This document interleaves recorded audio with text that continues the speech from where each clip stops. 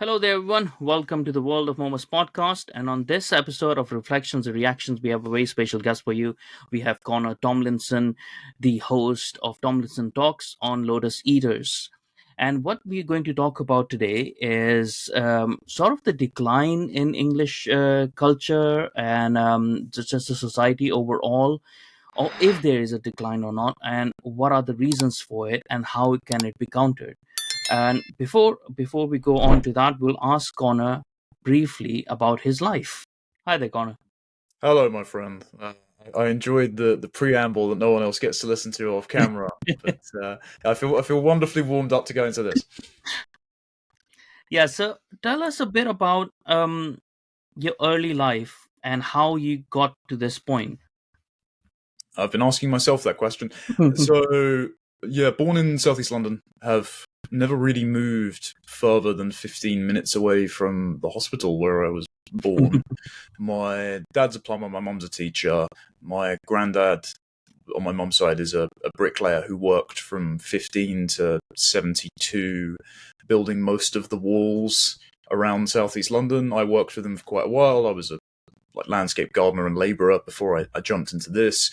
And then in 2018, I think it was November, my colleague Carl Benjamin came to our university campus and did a talk, and he was attacked by the local Antifa chapter, by the Feminist Society, by the Student Union, and I became part of the free speech organisation, a sort of chapter for Students for Liberty at the time, that had invited him onto the campus to organise future events. We were the first university group that invited an Israeli and a Palestinian ambassador to sit down and have a conversation. We invited Jacob Rees-Mogg.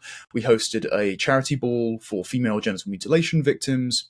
The funds of that were held for a long time by the Student Union, by the way, if you ever have to question the benevolence of woke activists.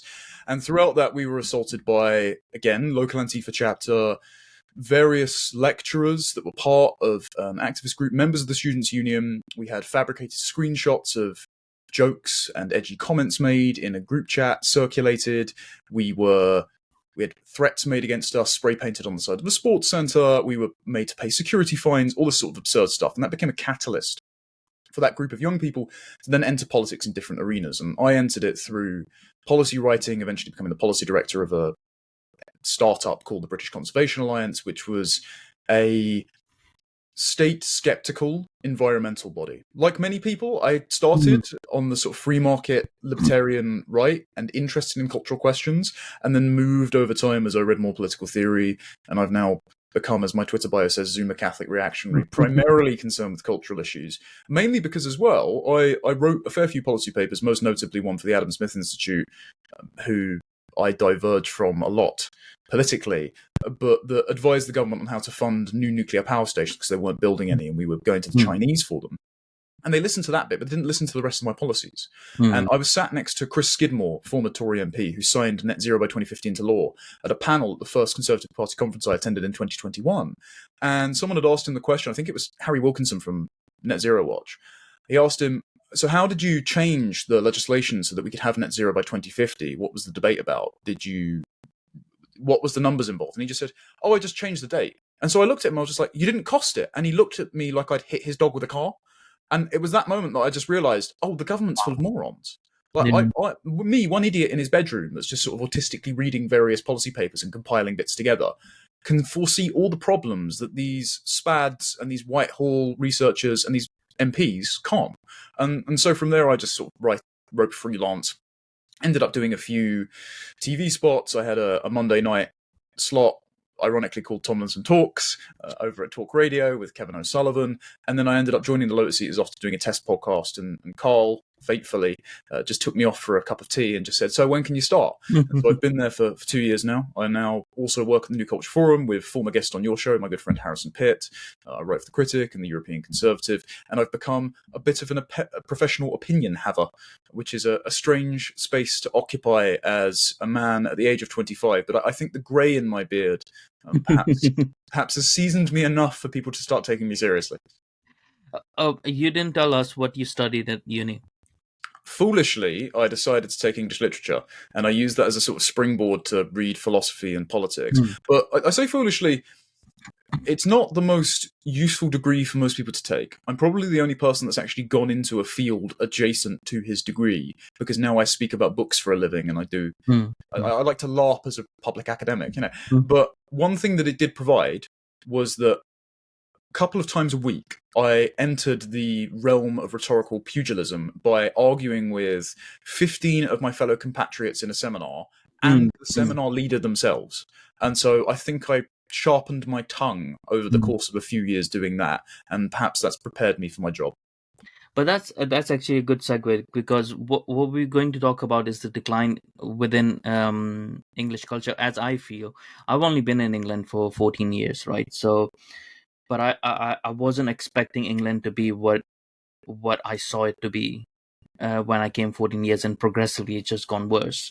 And one part of the cultural decline that I see is people not reading enough, and not just reading enough, because people are reading, but what they are reading as well, the quality of the literature that they're reading. And also, people who are mostly reading, maybe people have stopped reading really good fiction as well, because fiction is important to it lets you explore things that are not true. So it gives you that that realm of abstraction that you can actually explore. And because we've sort of seen a decline in national IQ levels, I guess people are unable to extrapolate within abstraction. Sorry, because the lower your IQ is, you can't actually understand, you can't actually imagine in abstraction, and you need literal things, right? So I actually did my master's in creative writing, creative and professional writing, and that actually I found it to be a waste of time, right? Immensely waste of time and money as well, because I came as an international student, so I had to give a lot of money. 1 year studies like 11 or 12,000 pounds, ridiculous amount of money, right? Poor dad, poor dad of mine. He would have liked me to study something better. But what I found was there was so much reluctance into, you might have found that within your bachelor's degree as well, there was so much reluctance in studying the actual literature of the old, right? And they wanted to focus on these hybrid literary things, like, oh, this African infused literature, whatever, this writer who's coming from Africa, or this person who's coming from Asia, whatever they wanted to focus on that, right, as a creative writing, rather than the books of the old, because, like, oh, nobody reads that, right? Or nobody writes with that style anymore, nobody reads with, it's like, but surely we should be rejuvenating that. The whole point of a university framework, and especially within creative writing, is to rejuvenate that, right? Because only few people are going to do this degree foolish enough to waste their money. Others are actually can do whatever they want in the public, but we should be teaching. Did you find that they weren't actually that inclined to look at the past writers, the actual people who were more infused within literature? So, for my course, for my undergrad and masters, I can say that core members of the literary canon, so Shakespeare, Chaucer, texts like Beowulf or Paradise Lost, or even Tolkien and Lewis, Hmm. were not compulsory. What was compulsory in the first year was a Romanticism and Critical Theory module. So they split the Romantic poets right down the middle with critical theorists like Marx or Edward Said or Freud. And Romanticism was taught in such a way of where it was decoupled from the ethos of Coleridge or Wordsworth or Keats, even though you had flecks of Wordsworth in there, Hmm. which those men were very much tethered to the truth, beauty, divinity, mortality, reflections on objective phenomena using their emotions and their intuitions as a signpost to the real. Whereas it was focused more on the sort of Byron, Shelley, romantic revolutionary, the French Revolution would have just been good if we would have cut off a few fewer heads mentality. And then the other modules, I remember taking in my third year, just before COVID lockdowns, throughout all of this, by the way, the strikes were going on, and the University of Kent, where I studied, was the epicenter of the strikes because we had the UCU heads there in the School of English at the time who were perpetuating them out across the country. So sorry about that, guys. In my third year, I took a utopia dystopia fiction seminar because the texts spanned Marx and Engels, Thomas More's Utopia, Edward Bellamy's Looking Backward, right through to contemporary novels on the subject. And it was quite interesting. They're Cormac McCarthy right at the end.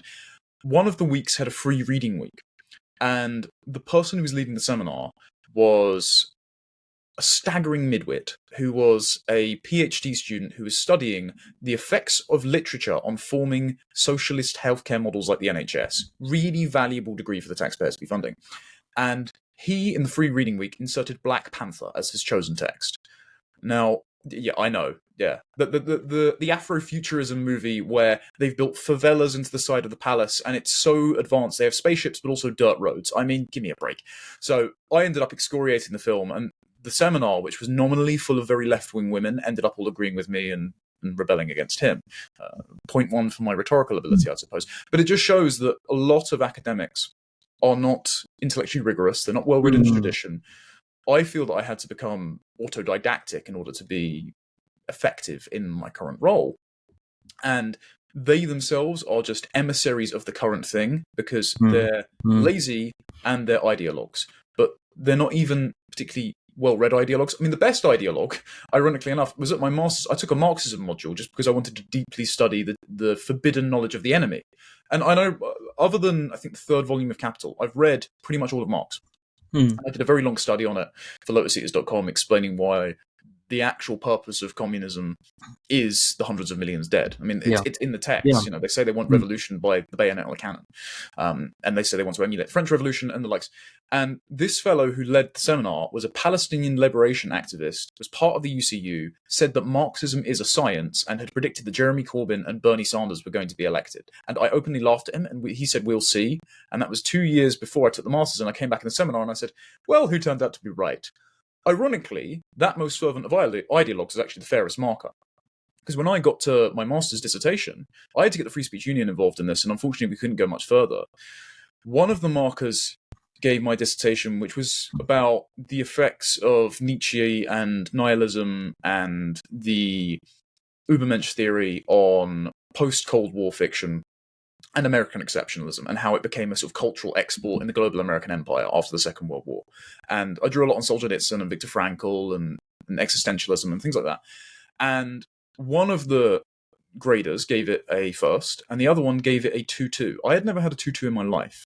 And the reason he gave it that was because he said that in no way did Nietzsche inspire the Nazis, and also, I was wrong to state that the Soviets ran concentration camps. Bear in mind, I had cited the exact passage of Solzhenitsyn where he had cited Lenin's telegram in 1919 that invented the term concentration camp. And this man turns out to have been a Marxist ideologue who'd written chapters on Marxism, and had also had a friend that he had co-written books with who had lodged a fake hate crime claim against Kevin O'Sullivan, my talk radio co-host. And nothing could be done about it. So the institutional corruption is both lazy and it clearly has a, not necessarily a partisan bias, but it conceives itself as being part of a grand ideological project of unfurling the inevitable destination of history. And so any student which decides to dissent and actually study the texts of the past and become autodidacts can get ran over like speed bumps in the road. I do actually I do find that these people are not smart, right? And they know that they, at a level, they know that they're not smart. In their heads they know that they're not that smart, so they have most of the things that they have to do, they have to pretend to be smart, right? And one of the ways that you can pretend to be smart is to take on other people's ideas and try to dress them up nicely and present them at certain positions, right? So you might be having a conversation about them about something else, and they'll bring some other points just to stay relevant, right? And to seem smart, right? And I find a lot of them act in this way because they are not smart, right? And not people who are not smart or not don't have the capacity to be smart will never be able to understand the works of really intellectual people, right? They will only take them at face value. So these people get challenged in their own head when they try to engage with literature of, of Shakespeare and Keats and so on and so on, Chaucer and so on and so on, right? Because they can't understand the deeper meanings of what they were writing. And that, I think so, that maybe agitates them a bit because they can't understand it, right? And it shows them up as they're not smart. So a really good move is to say, oh, they were all racist, or they were all colonists and stuff. So that, like, move that, bring to Black Panther, because these are pictures and these are words I can understand, maybe, right? But it seems to me like there is a part of that is playing over there. And to comment on that point, maybe people like Bernie Sanders and Jeremy Corbyn would have won if they weren't in the Anglosphere. So this is something that I find, as well, that people on even people in the West that are outside of Anglosphere, I don't think so they understand the nature of people within the Anglosphere, right? There's a reason why these ideas only come up to a point and they don't further, right? Because there's more idea of a freedom within the English psyche, right, of old, that has been transferred to places like Australia, New Zealand, and America, right? I think so. If Bernie Sanders and Jeremy Corbyn were French, they would have won. Hmm. I don't make you wrong there. So to address the first part, Hmm. yes, critical theory is like a civilizational acid, and it is used by people who are profoundly intellectually insecure, who often also don't want to cite the originators of the theories that they've created, because I'd like to consider myself decently read. I'm not nearly as widely read as someone like Douglas Hmm. Murray, for example, who can quote passages of poetry at length off the top of his head. It's a skill that Peter Hitchens demonstrated in a Hmm. question time once, and I envy and would like to cultivate. But people that use these critical theories to plane or sand away at these great texts is similar to how the most toxic of female friendship circles work, where they will denigrate one another and befriend someone who they know is at the bottom of the hierarchy and all That's pick a on good them point. to Yeah. to extract the scraps of self-esteem from this one Hmm. person. It's Hmm. vampiric, right? It's not Yeah. creative. It's like Tolkien, paraphrasing him, evil cannot create, it can only corrupt and destroy. Yeah. Um, and as for the other point, yes, this is something that I've been speaking about with my colleague Carl as recently as our conversation about liberalism on Hmm. Tim Pool's Culture War show on Tenet Media. Liberalism is the codified ideology of the English political tradition, extracted from England and transported to places where it often isn't appropriate. This is why Hmm. you cannot bring democracy to Iraq, especially not if you try to bomb them into it. It's because ideas are not like Wile E. Coyote. They don't float over a precipice and hang in suspended animation. This is what J.D. Vance was talking about recently at NatCon and the Republican National Convention. Ideas and values and principles come from identities. Identities belong to peoples in a time and a place with a set of customs.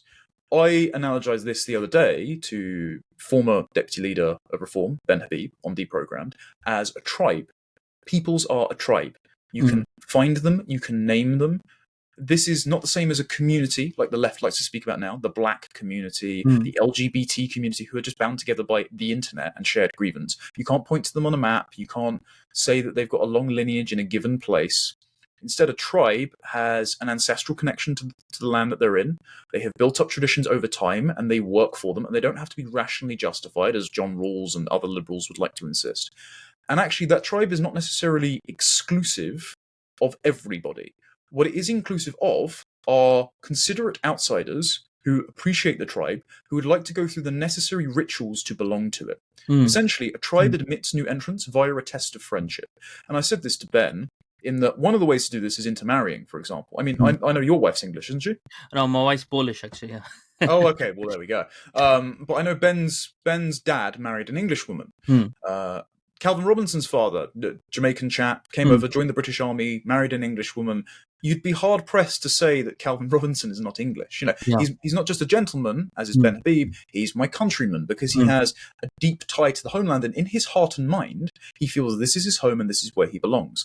And the problem that we've had is not just in the education system, but in culture at large. We have not asserted these tests of friendship Hmm. onto new entrants and arrivals.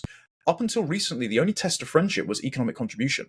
And now even that has gone away for Yeah. two reasons. One, because the government wants to create protectorate classes, Mm. clients essentially, that they can keep paying to ensure that they would vote for them. This model has been done in the United States to black Americans and is hobbled their marriage rates, their social Mm. mobility, Mm. their culture. It's made it downwardly mobile and made them infight constantly. It's not a very dignified existence. I think Mm. the best American president would seek to undo that and give them back some sort of economic mobility and some dignity.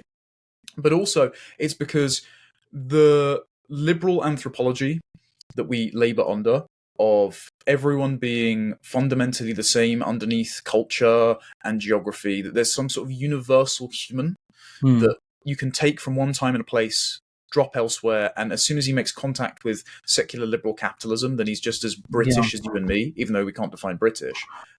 That's a lie, and it Yeah. has eroded our ability to assert those tests of friendship, which stop these resentful satellite communities from Mm. existing in the likes of Leeds and Leicester, which then erupt into riots Mm. when they bring the politics of their home into their new economic occupation zone. I think we need to reassert those tests of friendship, whether it's through education, whether it's through literature, whether it's through religion or Mm. intermarriage. But we Yeah. need some sort of barrier there to ensure cohesiveness and membership of the tribe. Yeah, and I think so. These things, we didn't need to have these things in any of the countries because it was such a given, right? It was such a common sense thing that the both people on the on whichever political side, whichever political spectrum, they understood that as a given, right?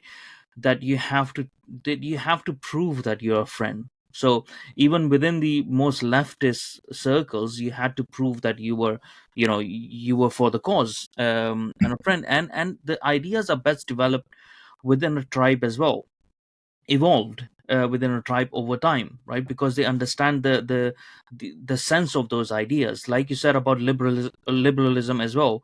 This is why liberalism doesn't work outside of the Anglosphere that well, because it was developed within the tribe of Anglosphere, right? And there were experiences and events that happened that led them to it. Their experiences with Christianity were different to the rest of the world, right? So that's why the version of Christianity that developed within the English psyche is very different to what you see in Poland. And I'm lucky enough to have intermingled with so many cultures that I can understand which one is the best, right? That's why I'm here. but but this sense that you can be anywhere person and be connected, it's so wrong. And I can explain that through my own personal experiences, right? So I was born in the Middle East. I was born in Kuwait. I lived there till I was 15 years old. My parents were from Pakistan, right? So even in Kuwait, I wasn't of Kuwait. They never accepted me, right? And I lived in Pakistan for 9 years. I didn't I couldn't assimilate with them, even though my parents were from Pakistan, because the cultural shock was so much. It wasn't the religious differences; it was a huge cultural differences. Because again, I didn't find them curious enough. Like the illiteracy rates are so high in Pakistan, so the chances of coming along the country itself, the culture, how it's developed, is very uncultured in my view. And then when I came to England, I found a broken England at that point as well, where people were not proud of belonging to England. And I'm specifically saying England and not Britain because I haven't lived in Britain. I've lived in England, right? Even though I might call myself British, I know my more connection with Britain is England, right? But I can't call myself English because it would be foolish. I'm not off the tribe, at least yet, right? So I haven't put my roots down yet. So, um, but what I found was the in time, what I found is like when you don't belong anywhere, you start losing yourself to ideologies, because you really want to belong to something, right? And this is how I went into far left ideology, right? So I didn't go into it, but this is why it was appealing to me, and this is why even liberalism, metropolitanism, sometimes this elitism is sometimes appealing to me, right? And I have to pull myself back because I know I'm losing that connection of permanency, of belonging somewhere, right? Of being of somewhere, right? So I've dug my root into England, or trying to dug my root into England, because I want to belong somewhere, and I rather belong somewhere which I know is better, right? Because I have that choice right now. I can't consciously go back to my actual roots because I've completely cut them off, right? So I think so when people, this is why Marxism works at, I think so, like from my personal experiences, this is why I can understand, without even reading in depth Marxism, I can understand why it works in this way, why it wants to cut people's roots.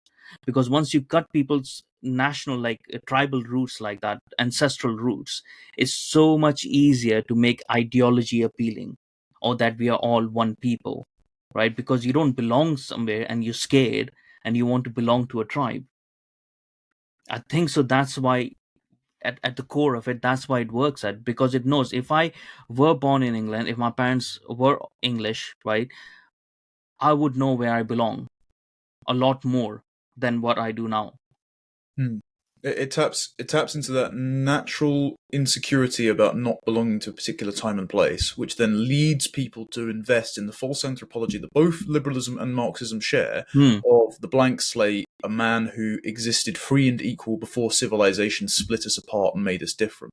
Whereas the thing with liberalism is, as you said about Bernie Sanders or Jeremy Corbyn winning in France, French liberalism is completely different to English liberalism, because when Hmm. we exported it to France, it took on the aspect of a country with a stronger collective rational identity because they're in the proximity of Germany, unlike the island where it was created. And good luck exporting liberalism to Germany, because even after the Second World War, they still have a collective sense. Now it's Hmm. guilt rather than pride, Yeah. but the Germans, because they've always been landlocked by other countries and engaged in wars, they've always wanted to be an imperial power. They always think of themselves as we Germans, the Volk spirit, the world spirit. So there's some sort of aggregated consciousness there, developed because of their situation in the European continent. So people's geographies, times, and customs shape values. And this is what liberalism can't get around. So Hmm. instead, rather than being ergonomic to traditions, like I think Christianity is actually, Hmm.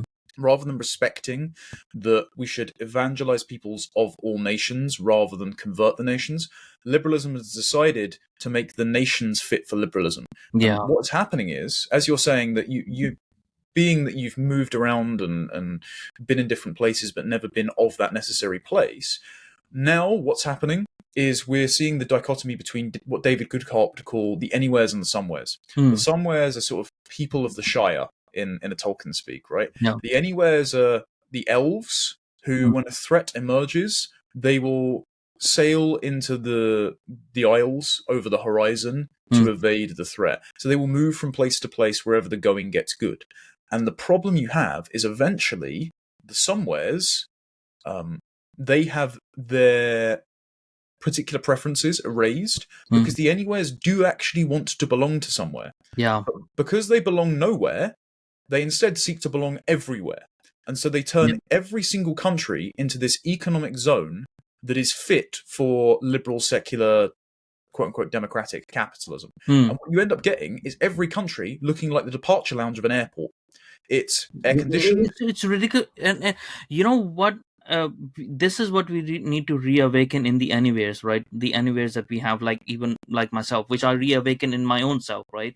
That I don't want everywhere to be the same, because I want to belong somewhere, and I've chosen to belong here, and this is where I'm going to belong, because it is not because of economical reasons, not because it suits me, not because the country is doing well, not because there's sense of security. No, I don't care about any of those things, because there's a spiritual connection, right? And I think so people just don't understand that every nation, every people, they have a soul, right? So you need to connect with that soul, and if you connect it to that soul, then you will understand what is the importance of somewhere, right? Instead of trying to, and this is, again, this is coming back to that thing about people not being smart enough. I think so people are not, obviously, are not spiritually smart enough as well, right? They're not spiritually in tuned as well. So because they're not, so they're probably seeking the best way to remedy that is to make everywhere into the same place, so that I don't have to spiritually invest and investigate into understanding what that somewhere is, to understand the deeper meanings of it, right? There's a part that is playing over there as well, because people cannot do that. So okay, let's make everywhere sort of similar. And but if every country will go on the countryside, they can have their little niches and little things, and we'll just say, oh well, how nice that is, oh, Japanese people over there doing that, but their cities are the same, right? Because so that you don't have to spiritually investigate, and you can watch your shows and Black Panther and just have fun, and you Yeah, know I think they want to turn the world into a comfort blanket for the sense of spiritual emptiness they have yeah. inside. I think that's correct. I I think there is an opportunity to awaken them to that reality in the aftermath of the horrific events that happened on October 7th. Mm, Because I think if you think about the sort of people that are anywheres, they are the kinds of people who are wedded to liberalism in the aftermath of the Second World War. mm, And they're the kinds of people that are attached to international institutions like the ECHR or the UN Refugee Convention mm, that were set up to ensure that never again became true. This is mm. why, despite being a nation that fought and defeated the Nazis, we are now constructing a Holocaust memorial next to Parliament. I personally think we already have our Holocaust memorial, and that is the Winston Churchill statue opposite Parliament. Exactly. And I you think we know did the correct and thing there. it's the graves of all the soldiers who Quite. gave their life. That is the monument. That is the true monument. Yeah, and that's why it was so offensive Mm, when Rishi Sunak decided to ditch the International D-Day commemoration. It was something mm, that violated the sensibilities of the general British public. And so I think the Anywhere class now recognise that actually 80 odd years of Anywhere people immigration policy to ensure that the modus operandi after the Second World War of any country is to prove that it isn't racist, that has gone horribly wrong, because mm. the exact constituency that these policies were meant to protect, which is Jews in the aftermath of the Holocaust, are now under threat because we have imported the same Muslim anti-Semitism that you would have seen from Germans in the Third Reich, and those people Even from worse. that place. They don't tell themselves these narratives, right? They don't have the Second World War Mhm, resting like a dead hand upon their conscience and mm, dictating how they shape politics from here on out. And so I think this has allowed an opportunity for people to realize instead what might be amenable to our newfound guests, like yourself, mm, or like the Jewish community who have roots in places like Finchley and Golders Green, mm, is that the native host population, to whom liberalism comes temperamentally naturally, and you yeah. don't have to have all this ideological baggage about the universal man Mm, and how we're all blank slates and all of this nonsense. If we just allowed them to celebrate their culture, if we allowed them to be still ethnically the majority host population, rather than insisting that we have to hit exact parity with all other non-white ethnicities because we want to be equal, mm, um, then what we'll get is a degree of tolerance for people, friends who want to join the tribe, yeah. um, people Then who are people eccentrics know in the people tribe. know what they're joining then, right? So Hmm. this is what annoyed me, that when I came over here, I found, maybe it's the places that I went to, right? I left London within 8 months of being in London, right? Because it was not English. There was no sense of English, and I've said this in other shows as well. I felt like Paddington Bear coming to Paddington Station, reaching his hand out, and everyone just passing by me, right? Because they've forgotten who they were, and it's not because they've forgotten, because eventually I found that the population has been displaced, right? So all I found where I was living in East London for those 8 months, and then I moved to the West London, found over there as well, was because these people, and it's not like just they were ethnically different, right? It's not just because they were blacks and Asians, right? And they had gang wars between themselves. It's because they didn't act English. They didn't. Their nature was not English, right? The litter that they threw on the floor, or the way that they dressed. It's like, I'm not saying that you have to dress in a three-piece suit to be an English person or to be Christian, in that sense as well, because Jesus never wore a three-piece suit. But it's the way that you dress yourself. It's the way that you present yourself, right? You can even wear a normal shirt and stuff, but still present yourself in a certain way. right? Well, think of the men that came over on the Windrush. I mean, again, there's contentions that happen there, and it's used as a historical cudgel to say Mm. that Britain is institutionally racist. But when they arrived from Jamaica, they were wearing suits. They continued Yeah. to do so because they had an affinity for the empire that they Mm. saw as an outgrowth of the British tribes. So there was something for them to assimilate into. Now, there isn't. And Yeah. this is why there is a meme essentially of British Islam being associated with things like the Five Pillars and Ali Dawah, but also Adidas tracksuits. You know, there's Yeah. there's no there's no sort of Yeah. aesthetic And even respect. when they wear suits, right? So this is what I was trying to say. Even when they wear suits, it you know that it's not the same. So there's something deeper than the aesthetics what they are trying to portray, right? So Hmm. like this guy who's a solicitor, what a Yakub or whatever his name is, like Yeah. he's wearing suits and stuff, but you can clearly see by the way he's presenting himself he's not English. So my Hmm. my clothing and the way that I wear stuff, right, is more Americanized because I was born in Kuwait, right, and it's more Americanized over there. So I'm more attuned to wearing jeans and stuff like that. Like but it's the way even an American presents itself, an actual American, right, an actual Anglo American. When they present themselves, they might not be wearing a suit, but there's a way that they wear their own clothes, like the way a cowboy would wear his own clothes. You know that they have Hmm. authority, you know there's a sense of connection, and you can actually even connect that to England by extension, because it's the way that they are acquiring those clothes. So all these people they can wear the suits and stuff, but those are just aesthetics. And I think so there's a problem over there as well when people think that belonging to a country means just adorning the aesthetics of that country, right? That you can say you have so many people who don't understand, oh, what is British culture, or what is English culture, or I eat fish and chips, or I wear suits and I wear this, so that means I'm English. It's like, no, that doesn't mean anything, right? Because you're just mimicking stuff. You're not Yeah. Yeah. connecting spiritually with it. It doesn't matter. It doesn't matter even if I, for that instance, it doesn't even matter if I wear shalwar kameez, the Pakistani national clothes, right? But it's how I present myself. And I can actually, I just thought about that within Karachi, because I'm from Karachi. My parents are like Urdu speaking people who migrated from India to Pakistan at the time of partition, and these people are very different to the rest of the Pakistani ethnically and culturally and stuff like that, right? So there's a lot of people who would wear shalwar kameez and stuff because that's their traditional dress, but their culture is very English, right? So the kind of jokes that they do, the kind of humor that they have, very sarcastic humor, very high intelligence humor, that's very high intelligence English. The way that they interact with each other, there's even like the people who from Punjab, they make fun of Nawabs, who were the noblemen within Indian Urdu speaking community. They would say like if two of these noblemen came across each other, right, and they had to, they had to give way, no would be it would be able to cross, because the one person would be saying, oh no, first you, first you, first you, right? So there's a cultural assimilation over there that has happened outside of Britain, because there's a some in some sense the souls have connected, right?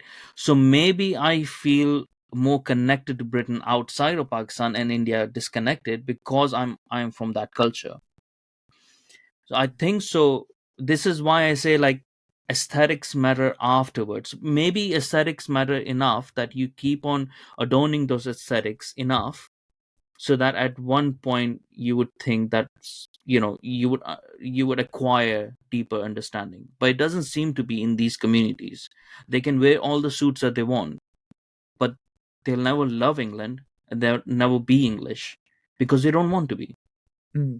There's You raise a really resonant point there about the suits because looking at that Yakub chap, I remember reading a Times article profiling him, and it looked like he was just aping the lavish materialism of an Andrew Tate TikTok. It Yeah. wasn't the same as uh, in the 50s. All those videos that you see on circulating on Twitter of every Englishman, rich or poor, wearing his suit every day because it's just Mm. your attire. That's why I've taken to Mm. consciously wearing one. And I don't feel like I'm LARPing when Mm. I'm doing it. Instead, it felt for a while a bit like being Aristotle's continent man before Aristotle's virtuous man. Like Hmm. you can wear the suit, you can adopt the values without it being a skin suit Hmm. until you eventually grow into it. The Yeah. problem that we have now, though, is that you need in your heart and mind a burning desire to live up to the role you're playing. And for many people, because no test of friendship has been asserted, you've never cultivated that desire there in the first place. You have it. Lots of the new arrivals do not have it. And it's because they're allowed to essentially live in enclaves where they never have to encounter that desire and they never have to encounter the host population. Again, my friend Harrison said yesterday, rather piffily, but he's true, that there is the answer. We've spoken about education a lot. The answer to integration is not just posting copies of John Fortescue through every letterbox in Bradford. You can't just airdrop scrutinize how to be a conservative over Leeds and expect the riots to be quelled, because they need to have a disposition to resonate with the ideas before they necessarily encounter them. And at the moment, it's not just that they aren't receptive to it, it's that many of these cultures and these peoples are actively hostile to it. Hmm. And so a great example of this, before the election, they had a debate about a Palestinian refugee visa scheme in Britain. And representatives from every party showed up to be pro it. There was, in fact, a Conservative, now defected to Labour MP, who was debating with a Scottish Liberal Democrat as to who between the two would be first to take a refugee into their home, right? And the Labour shadow immigration minister stood up and said, "We've already drawn up plans for this to happen along the lines of the Ukrainian refugee visa." That means about 200,000, if it's the same numbers. Now, correct me if I'm wrong, I think the Palestinians, in the cultural story they tell themselves as a people, might have a grudge against the British for setting up, arming, and morally supporting Israel. So, should we bring those people over? Because I don't put enough faith in our education system to persuade them to drop any jihadian or But cultural and you historical can't baggage. even do that. But Connor, you can't even do that by education, right? This is why I when they say, oh, there should be assimilation programs and stuff. Yeah, but that's you can have no assimilation program and you can still have people who want to assimilate. It depends what the people want, right? So this is why most of the immigration that you do is from people who are already culturally in tune with you, because then you don't have to put extra measures to make sure they will assimilate or not, right? So like my wife, she's Polish. There's a connection of religion and of the Western values, right? Obviously she would be different than the English, and she's a very proud Pole. She doesn't want to be English anyways, right? But she loves England at the same time, and there would be assimilation. Having those people over here will not cause too much disruption. It might cause disruption in particular enclaves if we let those enclaves be created, which happened as well with the Poles, that they were all being congregated in one place, and those places felt like it was little Poland's or whatever, and the English were being disadvantaged over there. But like her, she didn't like those places. She was like, well, what's the point of coming to England if I'm gonna just communicate with Polish people? And there's the same sense was with me. So in that sense we like similar, because I don't have any Asian friends, not because I'm prejudiced against them. It's because I actively try to seek the people, the authentic people of the lands, so that I can fill my knowledge gaps, about the country. I wouldn't go to Japan for even tourism and just hang out and eat KFC, right? So what's the point? I could Yeah. do that at home, right? So these people have not. It can't be solved by education, because they need to have that at home. They need to, like Ben Habib's parents, right? They had that sense at home. It needs to come from there, because that at home is where the culture is made. And at home, like, you can, this is why we're having problems with so many of these Muslims and stuff, which is why I keep on saying it's not just Islamism, it's Islam itself, on top of which there are nations within Islam that all only stick to their own, like Pakistanis and stuff like that, and Bangladeshis and stuff, because they've created these communities. And they might go into school and you tell them, okay, it's not actually nice to hate Jews just because they're Jews.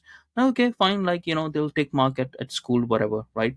When they come at home, they're told all the time, like, never trust Christians and Jews, right? This is your religion, telling you now, because they've done this, and they'll make up whatever fictions that they have, for 1400 years that they've been making those fictions, right? And they would, that's the culture, right? And this is the reasons why they would never assimilate, because they can't assimilate. It's self-perpetuating as well. So I have been invited a few years ago now, back when I was more frequently on talk, to the Bangladeshi Caterers Association dinners. It's very strange because they were willing to invite media figures who had been speaking out against lockdown to keep restaurants open Hmm. by way of thanks.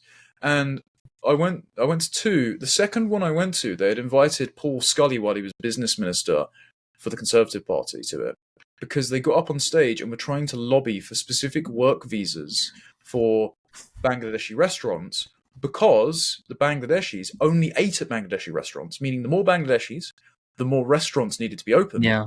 meaning the more Bangladeshi workers needed to be there. So it's a vicious circle to establish a beachhead community and expand outwards and never need to interact with the English.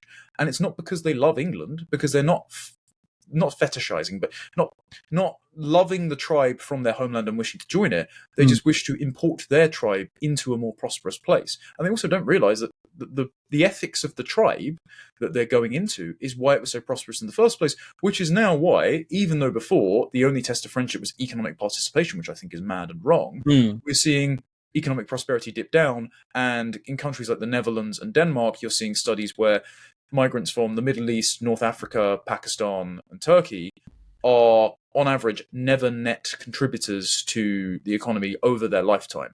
And so now we're in a bizarre situation where, because of liberal values and tolerance, the native host population that are economically productive are forced to subsidize 72% of Somalians living in Britain in social housing. Like, why am I working just to pay to have Somalians here for the sake of them being Somalian? It's an absurd situation, and you're right. We're not going to get out of it by setting required reading lists or No, doing because anti-rape classes. liberalism is not going to solve the problem that liberalism has created, right? So you can't just keep on solving this with, like, more liberalism, like, let's teach them more, let's, like, we can't. There are people that need to be deported because they're never going to be contributors to this community, right? They don't want to assimilate, they don't have the capacity to assimilate as well, right? So I think so we need to get serious about these things, and, Well, and bring. if I might Go interject on. there, so my practical policy proposal for any party that would listen is, of course, to deport the well over 1 million people since 1997 who are here illegally since Blair abolished exit checks. I think it's 1.2 million estimated by Pew Research and the Oxford Migration Observatory in 2017. That's before, obviously, all the boat migrants and the like. So Mm, there's probably about 2 million people here. And that is a normal and sensible thing to do mm, for criminal entrance, and we should leave any international treaty that stops that.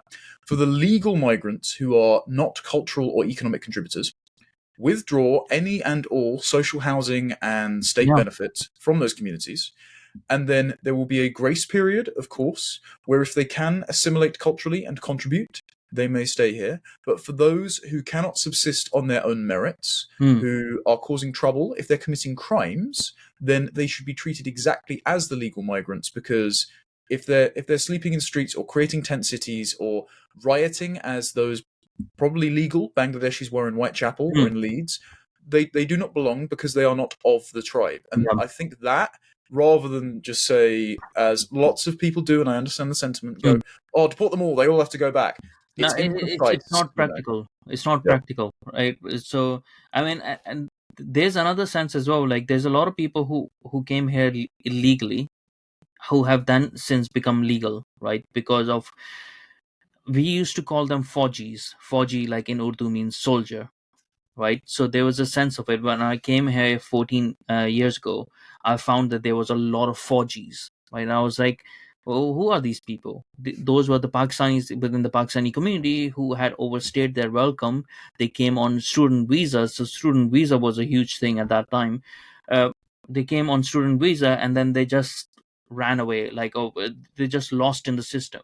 And their Pakistani solicitor buddies, who give them advice, um, help them to become legal after a while. So they stay hidden for 10 years somehow, doing odd jobs, doing cash in hand and stuff. And after 10 years, because they've been here for 10 years, because that's the time period that you need to get your citizenship, they would claim citizenship, and they were getting it. Right. And I was like, well, how?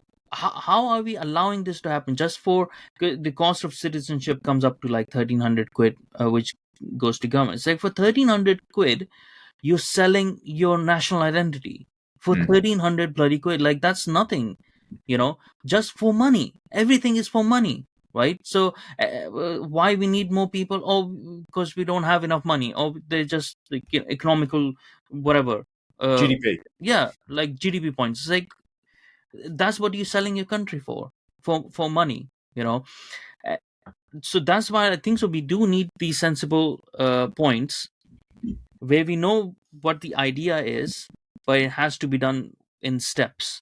You can't go down to the route of ethno nationalism, that Yeah. anyone who doesn't look white, kick them out. It's like, well, there's a lot of mixed race and stuff people as well. No, kick them all out, right? So because A, it's not practical, and we'll take the conversation around immigration to the fringes, and then we'll never get any sensible policies, But right? it's not just that as well. It's like, okay, I have friends, and I mean this capital F politically, tribally, but also personally, Hmm. who are either of mixed heritage or black and the like, Hmm.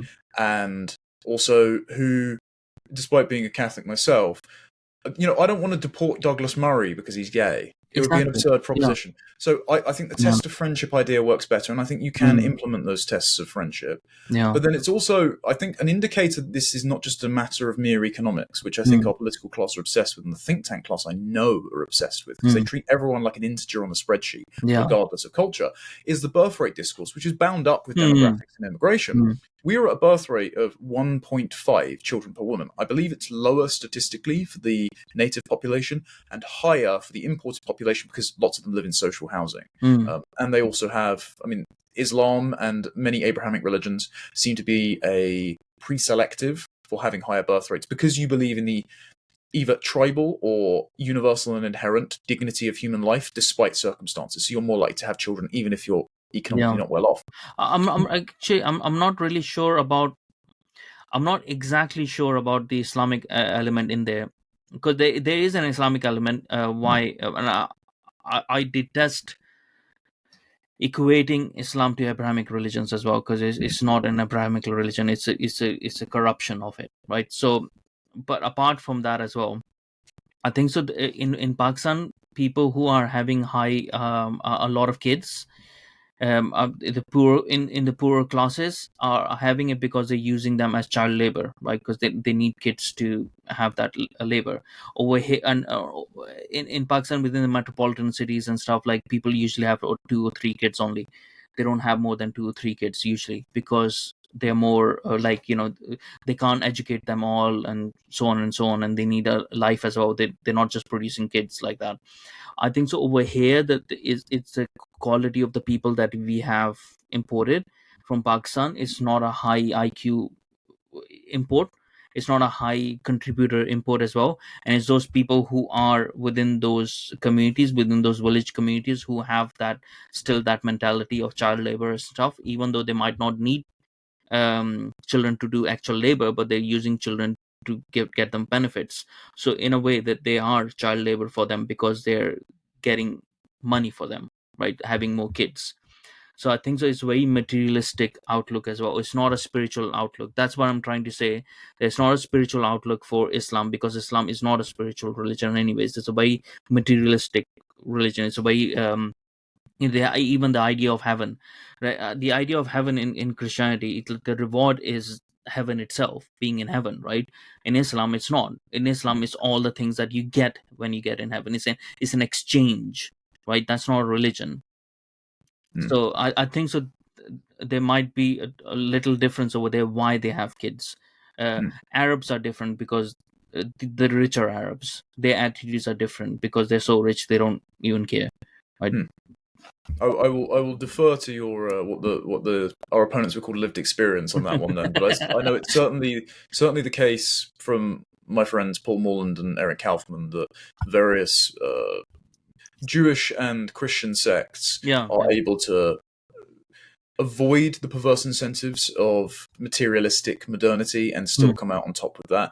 But the reason that it's not just materialistic factors that are causing the wane of Britain to have faith in themselves is because we are richer than we've ever been and we've got fewer kids than we ever have as a historical precedent. mm, And the government's solution to this isn't to solve the immigration problem, solve the housing crisis, and stop criminalizing public expressions of religion, including praying in your own head, as we saw with the Isabel mm, Hornsbury's case, to revive a civic and religious Christian culture. It's instead to subsidize childcare for infants from 9 months old for 30 hours a week. And it's like, which person who is motivated to have a child is going to be more motivated because you promise to take away that child at an earlier date, stick them in a state-sponsored nursery, and send the mum back to work? Nobody. And so we are on this on-rails mode of doing politics that is purely considered concerned about material considerations mm. and neglecting that Christian identity revival is going to cement that demographic decline. And I think that would be the antidote to doing so. Yeah, and so the main thing that I see within the part of decline of culture and traditions and values in this country, I don't know what you feel, but I think so. The core of it is the overindulgence in being a welfare state, right? And I think so. At the core of it, it would be liberalism that has caused it, anyways. But it's how you operate, how you govern a country, right? So delving into the welfare state and merged with the idea of liberalism itself, because then you can't discern who gets the welfare, because your liberal mind cannot just say, oh well, I'm not going to give this person welfare because he's not English. But that's not very liberal of me, is it?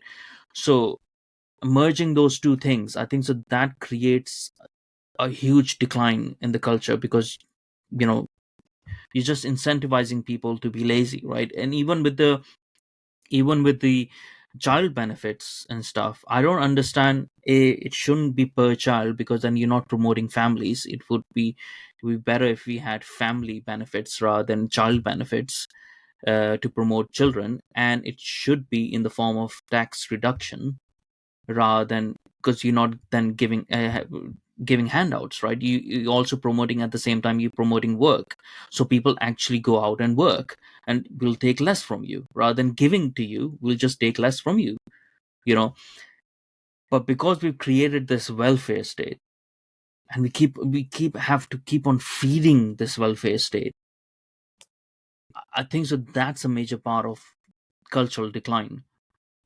I think the myth building of the welfare state actually links back to our original topic of fiction, because one of the texts that is mandatory to study at GCSE is an Inspector Calls, and this is back from, so it was originally first performed in the Soviet Union. J.B. Priestley was an English socialist, but one of the indictments that it makes of the Berling family is that this woman who was a socialist revolutionary, then a gossipy dressmaker is thrown out of her job for disrespecting the customer, and then a prostitute who became pregnant by one of her clients, which was the son of the Berlings. She goes to Mrs. Berling, pretending to be Mrs. Berling, and says, "Give me money, please." And she's going to a women's institute. And what is awful here is that this woman's life choices were all very poor, Hmm. and she's going to a nominally Christian philanthropic enterprise and saying, "Give me the same money as women genuinely in need." And her being turned away and Mrs. Berling being unrepentant about asserting these standards means that she's somehow complicit in her murder. And this is the thing that's drilled into the head of every 15-year-old, right? And so this is the problem with the welfare state, is that we aren't allowed to put qualifications on the subsidies that the state gives out, either by national origin or by lifestyle choice. Hmm. And the reason is liberalism, in both the Rousseauian and the Lockean connection, especially as technology has increased. And Mm. so Locke's conception of property scarcity being the compromise by which the state needs to exist wanes away, and we get closer to sort of Rousseau's promise of you can be in the state of nature, you need absolutely no family, and you can still have all the stuff you would ever want becomes more plausible. Mm. The idea is that the state must be the guarantor of your freedom. And so they need to subsidize your lifestyle. They need to provide you clean needles with which you can shoot up heroin in Scotland or San Francisco. They need to allow you to sleep in a shop window, doorway, or a tent. They need to ensure that you never interact with the police if you commit a crime, because actually you're only committing a crime because of the socioeconomic circumstances that the state and civilization have caused rather than your own morality, because it needs to ensure you are free and equal. And this is the problem with the welfare state wedded to liberal ideology. So we need to both jettison, I think, most of the welfare state and go back to a sort of model of Christian charity that Mm. Mm. requires tests of friendship True. and good nature between communities and neighbors in order to be granted And that also charity. requires you to volunteer, you to do something, you to have a stake in the welfare of your fellow citizens, right? And then you can actually, when you're actually involved yourself in volunteering, or volunteering your money, volunteering your effort to take care of the citizens in your community, then you would be more discriminatory as well on who gets your benefits, Hmm. right? And you would have more of a stake. And then if a person came um, in your community from somewhere, wherever, and they just came in with their 5 6 kids and are expecting you to pay for them, or the church expecting the church to pay for their stay in a mansion and stuff like that, right? You would have then more of a stake because you're so connected. You're directly connected. You can see this in America with registered Republicans and church-going Christians being the largest demographic to donate to charities. Hmm. So at the same time as they're calling for lower taxes and the rescinding of the intervention of the welfare state in people's lives, they're also doing the most to help people on the ground because they Yeah, can see the direct outcome of that. And they exactly. believe in the dignity of persons a Hmm. priori, so they want to see that brought to fruition. Yeah, yeah. And it's sort of like people are disconnected from how the sausage is made in every aspect of their life. So they're less inclined to understand what effort it makes. That's why they even within the within this analogy of like meat eaters and vegetarians and vegans and stuff, is because they don't know how things are produced. That's why they take on certain like ideologies. And I see that in every single sense. And this is what welfare state is doing culturally, because people don't understand where the culture comes from. People don't understand that they are actually the protectors of their culture and not the state. The state can change, the state has changed over time, the kings have changed and stuff.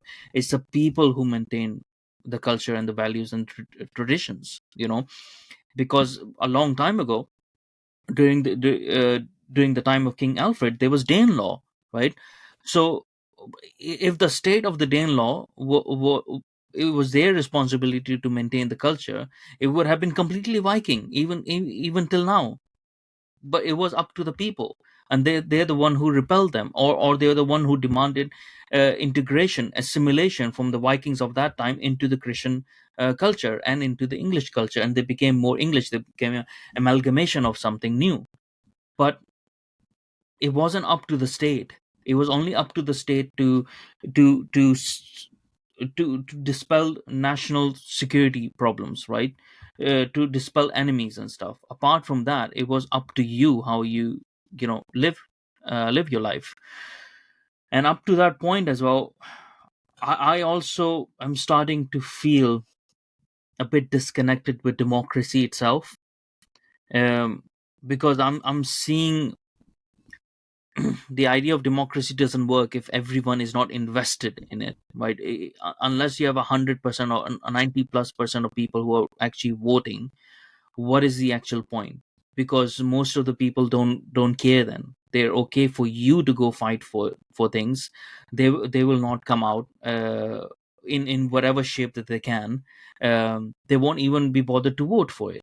So like their investment into the community is going less and less and less, because everything the state does for me. I'm not going to clean outside my house because the council is supposed to do that. I'm not going to pick up that bin because the council is supposed to do that, right? these sort of things. Oh, I can just throw things on the floor because they're council workers. They need a job as well. They'll come and pick it up. There's less and less investment. I don't need to vote, or they're all the same anyways. Like they'll vote for each other, so I don't need to invest in actively understanding how my governance is done, Hmm. The right? issues Yeah. the issues with democracy are twofold. There's disillusionment and there's liberal ideology. So the liberal Mm. ideology, what you're describing is a social contract in which you are, are only required to act up into the letter of the law. And then what ends up happening is, as you change the population composition that wrote the law in the first place, the law becomes a set of guidelines to circumvent if you don't believe in the legitimacy of the law. But for those who are living by the social contract, they just go, well, I don't need to tidy up my community because that's what I pay my council tax for. Or I don't need to step in when someone's getting beaten up on a train because the police are meant to be here to do that. And when they do step in, like Daniel Penny, and they're saving people on the New York subway, they're the ones getting prosecuted rather than the criminal, Mhm. because the criminal is conceived to be a victim of civilization. And then the other point about liberalism is that liberal democracy presumes that everyone will vote according to their rational self-interest. And this is why democracy has become an exercise in picking out who is a quote unquote threat to democracy, because they're a populist. Because populism is just the putting back in the domain of public debate certain issues which have been moved out of that domain, which Mm. have been labeled culture wars. And they've done that because they presume that if everyone is fundamentally a blank slate, all they need to do is roll back the cultural divisions and the material barriers, and then every single election will be a democratic exercise in picking the same result over and over again, because according to everyone's equal nature, everything is in the same rational self-interest. Well, as we've seen with the independent Gaza candidates, it turns out that people don't vote in the rational self-interest; they vote along tribal lines, Yeah. and so you're going to get different countries' politics playing out in your domestic politics. And then the major problem with democracy at the moment, and this is why, according to an Onward report called "The Kids Aren't All Right" in 2022, 18 to 30-year-olds are more sympathetic towards a strongman leader who can ignore the dictates of parliament, AI governance, or the military taking over than previous generations, is because democracy hasn't delivered. And that is the fault of politicians. Mm. Since 1997, things did not, in fact, get better. And I don't know the world from before that because I was born in 98. A whole generation of people have seen nothing but horrendous and illegitimate wars waged overseas for nothing except the enrichment of the military industrial complex and the death of their countrymen. Constant economic crashes, lockdown, mass immigration, worsening housing conditions, the inability to have a family and a steady job at the same age as their boomer grandparents did. And they keep being promised it, and every single time they're not delivered it. So they think, well, what's the point in voting if every single politician is just going to lie and not enact the Mm. mandate that they were given? Isn't it better that, regardless of the system, that promises are kept? And that's where you're getting. And for those who are wedded to a democracy as an ideal, particularly those after the Second World War, who throughout the Cold War saw strongman communist and fascist leaders that needed to be defeated to maintain harmony on the European continent, for those that are concerned about that, they better start convincing politicians to keep their promises and actually do decent things for the host native populations who are voting Mm. for them and have nowhere else to go. Otherwise, I think there's something bad that's going to happen. Oh yeah, yeah. I can feel that sense coming as well, because you can only ignore people up to a point where the pressure cooker like really burst open. And like democracy as well. That's why I keep on saying, like, right now the solutions is not in politics. The solutions is in culture. Or the solution that we need will come from culture that will shape the future politics, sort of thing, because democracy is a process. It's not governance itself. It's a process of how you elect the governance, right? So you could have no democracy and your kings could be as worse as the politicians of these days, yeah. And they will be as worse, because that's what culturally is producing. That's the leaders that culture is producing, right? Because that's the ideals of the culture that we have. And we can replace democracy with elective monarchy, which is my favorite form. Eh, but, but unless we have the cultural environment where the leaders and the public are connected by a social contract, or by an understanding and spiritually of what it means to be of that country and what it means to protect the people of that country, so that your culture and traditions and values are maintained. Unless we focus on that, there's no point. We can vote for whoever, it's not going to change. But also, if we completely disengage from whatever process we have of electing governance, that's not going to solve as well. That's just going to give a minority, the very perverse minority within the majority, to become even more emboldened to disintegrate the culture, right? So it's sort of like the people focus more on democracy rather than what it achieves. um but I know I have taken a lot of your time and I haven't talked about solutions at all. So we'll quickly talk about the solutions if you have a bit of time. Yeah, of But course. So I suppose my final thought on that mm, is that the system of electing a chieftain matters less than if the tribe still maintains its fealty to yeah, one another. yeah, And so it's not about social contract. It's very much about tribal belonging and mm, sentiment. mm, And I'm not hand waving away restructuring how politics is done. mm, I think Hans Holman Hopper has some interesting things to say about that. However, I do take your point, and I agree with it, in that there is no cultural pool from which the leadership class that could replace our insufficient existing leaders. mm, The pool's shallow to the point of being a puddle. yeah, So we do need institutions and educational pathways in order to do that, particularly on our wing of politics and our yeah, way of thinking. Those, I hope, are in the works. I'm not really seeing any receptivity in politics to that at the moment. Certainly not in the mm, Conservative Party after being kicked out. yeah, I don't know about Reform UK yet. Ben Habib seems to think that certain processes need to change for that to be the case. I suppose we'll keep talking them into it and convincing them yeah, it's the best we've got, right? But you're right in that. Well, okay, I think you're wrong in that there's no solutions that can come from politics, because I think they have to come from politics mm, to address national concerns like demographics and warfare mm, and the economy and things like that. But I do think the only things that we can do at the moment, even though I'm going to try and chip away at politics still, and I'm never becoming an MP, you can hold me mm, to that. I don't want to do it. mm, We have to shelter in place culturally, mm, and weather the demographic and technological and cultural storms mm, by having our own families, establishing our own communities, participating in yeah, congregations, and reconnecting that sort of Russian nesting doll mm, that keeps us safe and packaged, rather than the individuals that exist, the very liberal individuals that exist, without all those things, without family, without community, and just exist in direct relationship with naked state power. And that's what yeah. makes them afraid and dependent and ultimately live an undignified existence. Yeah, I mean, and that's what I meant when I say that there's no solution in politics, is because without the other, there's no solutions then. Because what we're just going to have a government. We're just going to have a government. We're not going to have a government of a nation. We're going to have a government of a principality of the world government. You know, of this international refugee center now that is England, right? So we're just going to have managers of that center We're going to rather be a than regional branch of a global franchise. Yeah. exactly, right? So one of the major, like, yesterday something happened like that really ticked me off, right? So I use public transport a lot.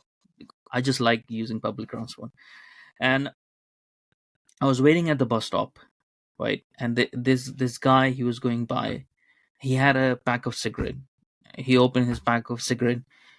He took the inner lining off and just threw it on the floor, and he went by, right? And I was just, and then I got on the bus, and then there was these, and these are all native English people, right? Which is why it was angering me even more. There were these two lads, and they were very very loud, right? And that's already rude, but they were very using explicit words and stuff, and no consideration of they were older people in the bus. There were kids on the bus, and they were talking about beating people up or whatever, how I got into a fight. And these weren't kids, right? They looked like in their 30s or something, or late 20s. And at that, just, I don't know why I felt really angry at that point, because it's not something that people don't see often. It's something that we have become accustomed to, but it's also the way that they were speaking as well, which was very un-English way of speaking. It just angered me to see that you are taking in cultural values and actions and acts and how you portray yourself of other cultures, other underdeveloped cultures, and you taking them as your primary mode of how you interact with the society, and just sort of really forgetting your own heritage, your own but it's also not their fault, I feel sometimes, because the cultural decline, I think so the main part of cultural decline comes from the decline within families, right? The decline of families. And that is where why I'm saying the welfare state is the main problem, because with the welfare state helps the decline of the families, because it subsidizes it, it subsidizes people to have kids and not have, two parents, or not have that responsibility and stuff. But I don't know. I just felt so sad seeing that. I was like, I was grinding my teeth so much it started hurting my jaw. I was like, why are you doing it? Why are you assimilating into things that you don't belong to, you're not authentic to it, and you're just killing your own soul. And when I see that, when it's like, okay, it might be just in intercity pockets, some cities and stuff. It's like, well, cities were used to be places where your intellectual capacity would develop, right, of a nation. So we can't just abandon cities and go into the shires, because cities is where people come from, the shires, different shires, to shape the nations. So if I see this is how my nation is now being shaped by these, I want to use really bad words, but but Reprobates. exactly, what is the future then of my nation? So yeah, you first of all, I don't think we can have the Shire without Gondor. So you do Mm, need exactly. some sort of central city where you can Mm, marshal the forces and cultivate men with chests capable of defending their civilization. The problem is you don't have these men have chests in the fact that they can demonstrate the capacity to fight, but they don't have the heart to fill them, and it's mm, because the family has been desolated, the congregation has been desolated. But you're also describing people who are exactly as I said, these last men of liberal history standing naked and afraid in the face of state power because they've got no other concentric circles of social consideration in the way of that to which they're directly accountable. Like nobody is going to turn around on the bus to shush them. They're not going to, in their head, think, what would my mum or my grandma say if she were here and hearing me say this? They're not going to think, I go to church every Sunday and so I can practice being silent and contemplative for an hour, so I can be meditative and contemplative and hushed in public transport and on the bus. Instead, we seem to believe that we exist in these bubbles that brush up against everyone else's bubble, but as long as it doesn't pop your bubble, and I'm not actively aggressing against you, and the state authority doesn't need to step in, that everything is okay. mm, And that has been engendered because there is no social consideration. There's no thick tapestry of social relations anymore. It's just citizen and state. And that has been encouraged by the welfare system. It's been encouraged by culture, but it's also just been encouraged by liberal philosophy. And so I mm, need to think we just need to ditch the entire thing and yeah, have a bit of the English character back. yeah. I mean, because if that person was in Poland, right? Because I go to Poland a lot, 'cause since my wife is Polish, and if that person was doing what he was doing in Poland, a lot of people would have stood up. A lot of Hmm. people would say, "Look, there are kids over here. Shut the hell up." You Or in know? Japan, or in Yeah, Israel. yeah, You know, uh, all of these uh, nations with a thick identity yeah. and a But thick set of like expectation. the reason why I'm saying Poland is I'm trying to relate Yeah. to a Western Yes, of course. ideal, right? So it's sort of like, because otherwise people use Japan as a way of saying, "Oh, so see, like Eastern values are better than Western values because they Well, no, make it." they're basically the Britain of the East. They're an Yeah, outlier. yeah. But the reason I use Japan and Israel is because one, Paul Morland and Philip Pilkington did a great paper on Mm, how you can contrast demographic models in each country and which is mm, desirable. And they said Israel's the most desirable because it has GDP per capita, religion, high birth rates, a decent military, and the like. And two, because nobody else in their right mind, when being honest, unless you're a delusional, evil left wing activist, would turn around and say to Japan or Israel, you need to be less Japanese, you need to be less yeah, Israeli. yeah, And why can't we have the exact same standard for England? yeah, Because of pathological anti white hatred and liberal values, I mm, suppose. Well, neither of those are desirable. yeah. So Now I'll tell you why I was using the Poland thing, right? So because Poland is still Christian, is still liberal. It still have Western liberal values. It's not completely liberal in that sense. It has a sensible sort of liberal values as well, but they can still maintain that, right?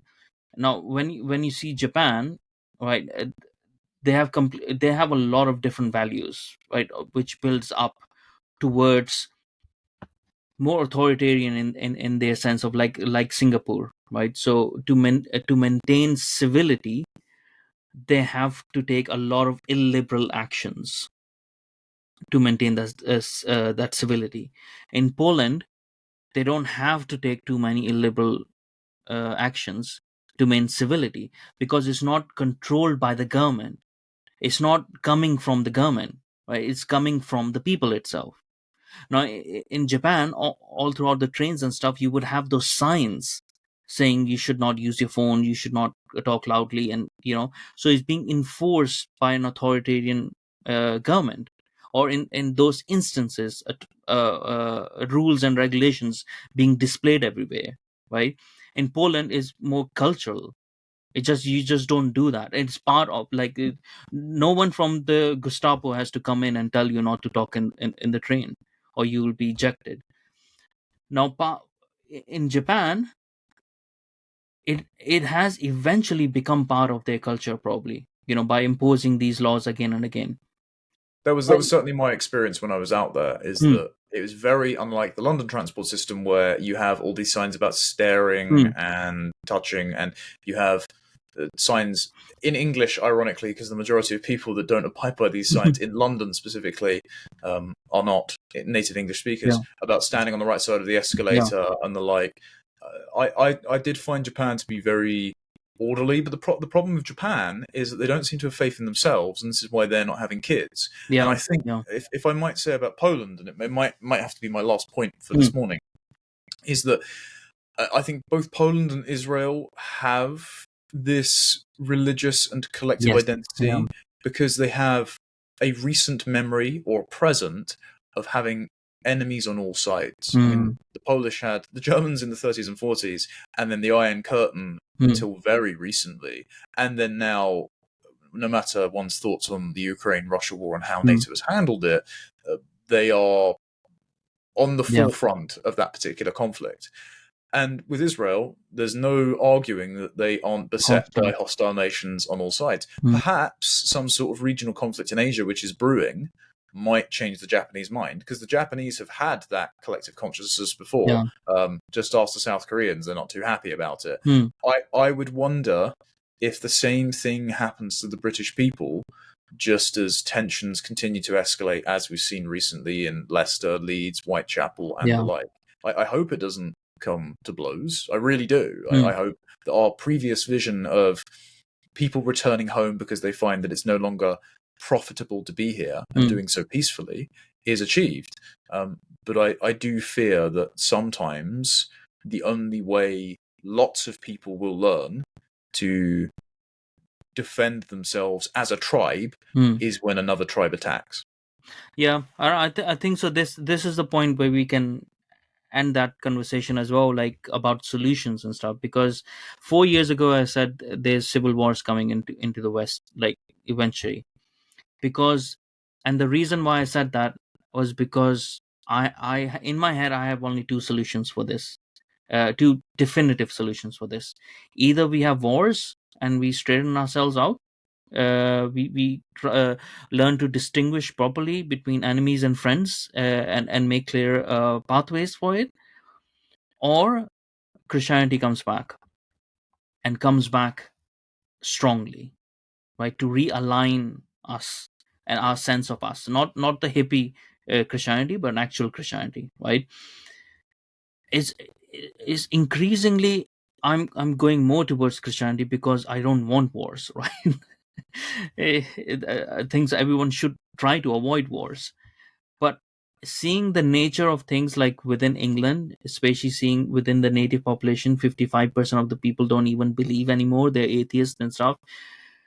even considering that I was an atheist for a very long time and I became agnostic, and now I sort of relate myself as Christian deist, where I believe in the wisdom of Christianity, and maybe that's my path towards Christianity, anyways. But I don't know if that can be achieved. Although I think so. That is at the root of things, that either we have war and realign ourselves, or we come back to Christianity and realign ourselves. I don't I don't think see like they're. it can be done by liberal rules and values, or you know. Yeah, I don't think they're mutually exclusive. I'll end with this. Hmm. Of course, Christ said, "Those who live by the sword die by the sword," and then went on to fight the devil in the final war in Revelation. And I once spoke to Peter Thiel, and I won't leak all of the internal discussion of that seminar because it was closed door. But he is very interested in Christian ideals, Hmm. and I had a conversation with him about these exact two strains of Christianity, the sort of crusader versus youth pastor. Hmm. And he said what Christianity needs is less Mother Teresa and more Emperor Constantine. And I Yeah. think those might be Yeah. words to live by. Yeah. Yeah. And that's a really good point to end on as well. Our conversation. Thank you for coming. Thank you for being on the show. All the links will be in the description. And thank you everyone for watching. See you next time.